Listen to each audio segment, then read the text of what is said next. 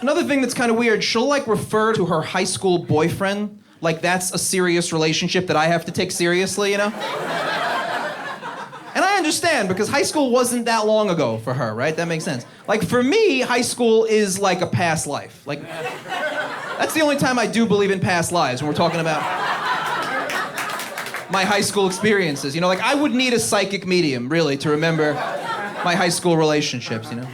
Truth is, I actually didn't graduate high school. I was a high school dropout. Oh, thank you. Big high school dropout fans in the house. I was a high school dropout, and I got my GED, and I went on years later to get my PhD. True story. I went from GED to PhD. Thank you. True story. People are often impressed when I tell them that, but they really shouldn't be, you know? Because when people ask me, how did you go from GED to getting a PhD, I usually tell them the truth, which is a little bit of hard work and a lot of white privilege. And it's true, because I got a lot of opportunities, you know, that I wouldn't have gotten if I was a person of color, you know? And a lot of people don't believe in white privilege, you know? And when they don't, I usually point them to an example from old school hip hop, all right? Remember Public Enemy?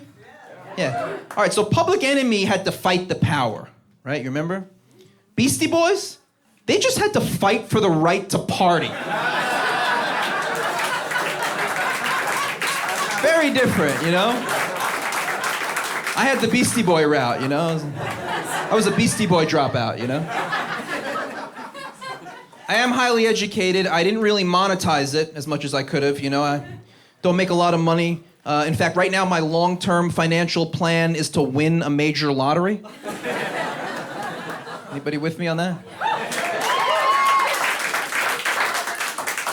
I have a friend who's a psychologist, and whenever I tell her that about my plan to win the lottery, she always reminds me that when you win the lottery, you only get a 2-year boost in happiness. I don't know if you've heard this. No matter how much you win, whether you squander it or keep it, you get a 2-year boost in happiness, and then you come back to your baseline, and you feel kind of like exactly how you feel now, you know? And whenever she tells me that, the only thing I can think is, do you have any idea what I've done in my life for a 2-minute boost in happiness?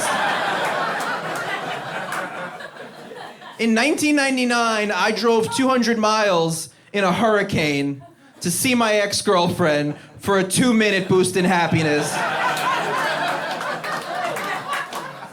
I'll take 2 years, you know?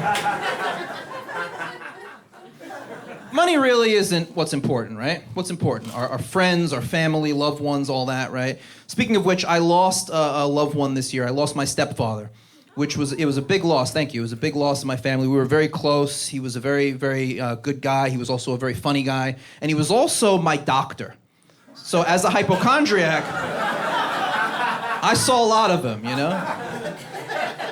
I remember when I was 12 or 13 years old, I went to see him as a doctor, and I had this big swollen gland in my neck. And he examined me, and he took me in his office, and he's like, listen, Mark, I don't know how to break this to you, but that's your Adam's apple.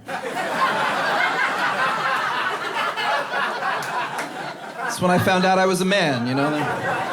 That exam, I'm 12 years old, right? It's almost the bar mitzvah age, so it makes sense.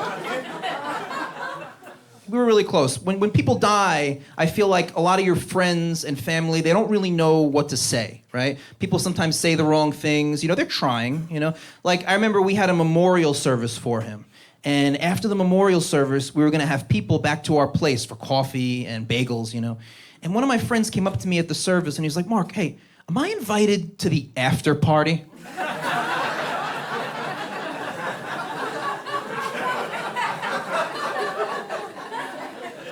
I was like, not if you call it an after party. I was like, I don't know, you want me to check the list? I'll see with the door guy.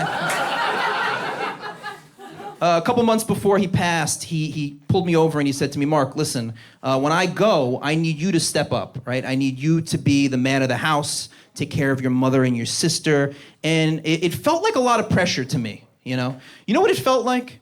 Do you remember when John McCain took Sarah Palin as his running mate? And everyone was scared that if John McCain died, Sarah Palin would be president? Well, I'm kind of like the Sarah Palin of my family. I mean, from the left, but you know.